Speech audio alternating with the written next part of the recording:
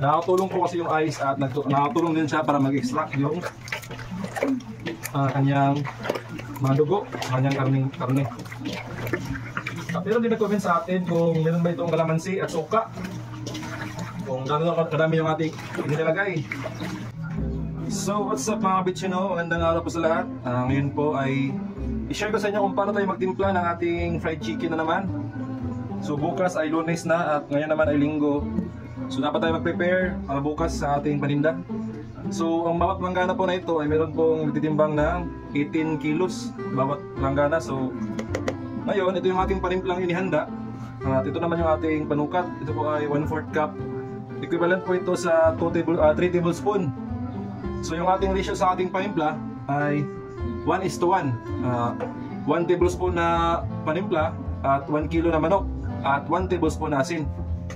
So ngayon ay 18 kilos. So maglagay tayo ng 6 na 1/4 cup ng ating panimpla. Yan, 1, 2, 3, 4, 5, 6. Ganun din sa kabila mga kabitsin. 1, 2, 3, 4, 5, 6. At yan naman yung ating asin. Yan, nakahiwalay po yung ating asin ha. Hindi po siya sinama sa ating marinated mix. Nakabukod po siya. So per kilo naman ng asin, per 1 tablespoon ay 1 kilong manok din. So 6 pa rin yung ating lalagay, no? 6 na 1/4 kasi ito 3 tablespoon. 1, 2, 3, 4, 5, 6. Bilang naman mga bitchin. 1, 2, 3, 4, 5, 6. So ngayon mga bitchin, bawat planggana malagay tayo ng tigdadalawang sachet ng adisyo. So dapat 3 po ito pero nakulangan ako ng aking adisyo kaya tigdadalawa na lang yung ating ilalagay. Ayan, isa, dalawa.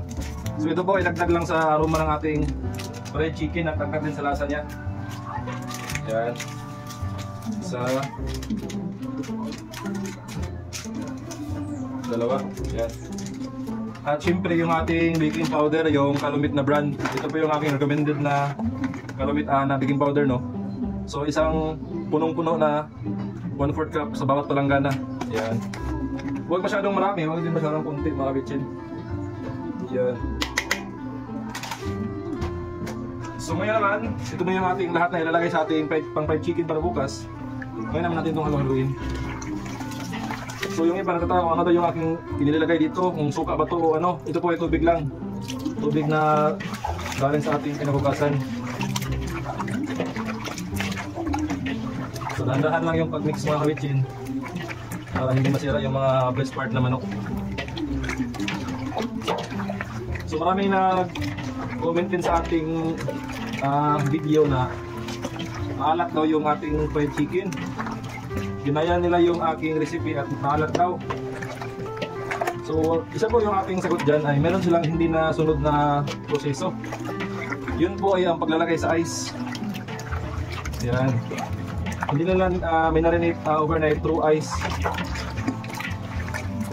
Sabi ko nga diba, sa pag-marinate ng ating fried chicken dapat ay maglagay tayo ng ice kasi po ang ice ay tumutulong na mag-balance yung kanyang lasa sa manok.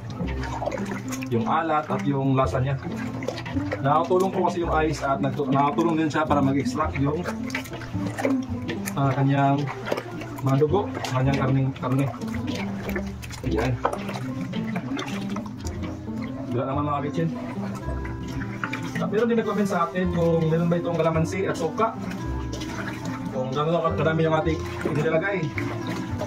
So yung ating pong sagot dyan ay wala na po siyang suka at kalamansi. Kasi po yung suka at kalamansi ay nakaka-dry ng karne ng manok. Kasi po acid po yung kalamansi at suka. So sana po ay nakuha ng lahat, no? Yan. At marami din nag-comment kung after ba nito ay iprito na agad. So hindi pa po, ito po ay i-marinate natin overnight. At pagkatapos, meron pa siyang tinatawag na breading mix. Yan. Dalawang coat po yung ating fried chicken. First coat, yung basa, wet mixture. At second coat, yung dry naman.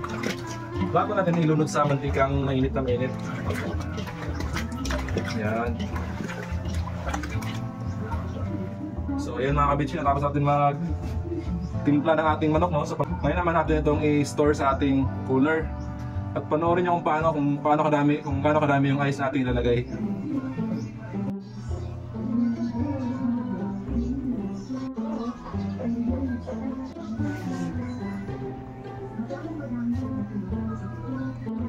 So ito na guys, hindi ko na videohan kanina yung paglagay ko sa ating manok, no? Nakalimutan ko. So yan, ito yung ating paraan sa pagmarinate ng manok. After natin siya matimplahan ng ating panimpla, atin itong ilalagay sa cooler na maraming ice. Yan. So kanina hindi ko na videohan kasi nakalimutan ko. Madali. Yan. Maraming ice yan mga kabitsin. Saka yung ilalim dyan, meron ding ice bago yung manok.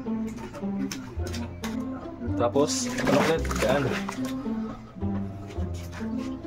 Ito yung aking paraan para mas sumarap yung ating fried chicken. I-marinate siya overnight sa maraming ice. Yung ice natin ay nakakatulong para ma-extract yung mga dugo-dugo sa manok at pagbabalance yung kanyang alat at lasa, panimpla. Kasi yung iba tataka bakit na maalat yung fried chicken nila. Ganyan naman nila yung measurement ko. So yan po yung kulang sa inyo, no? Siguro hindi kayo nagbabad sa ice, kaya ganyan. So yan, bukas mga alas 5 ng madaling araw, amin na yang lulutuin. Hanguin namin yan at ilalagay sa plastic bag. At yung iba naman, gagawin with mixture para rin sa tindahan, diretso na loto sa second coating sa ating breading mix. So yan mga kabitsin, sana po ay nakatulong yung ating video, no? At maraming salamat po. Almost 100,000 followers na po tayo. Sobrang thankful po tayo sa narating natin, no? Sa iba ay maliit na bagay lang, pero sa atin sobrang laki na po. So maraming salamat mga kabitsin. Sana ay patuloy kayong suporta sa ating Facebook channel at huwag kayo sana magsawa. So yun lang mga kabitsin, maraming salamat. Sana lahat tayo ay umangat sa buhay. Bye bye.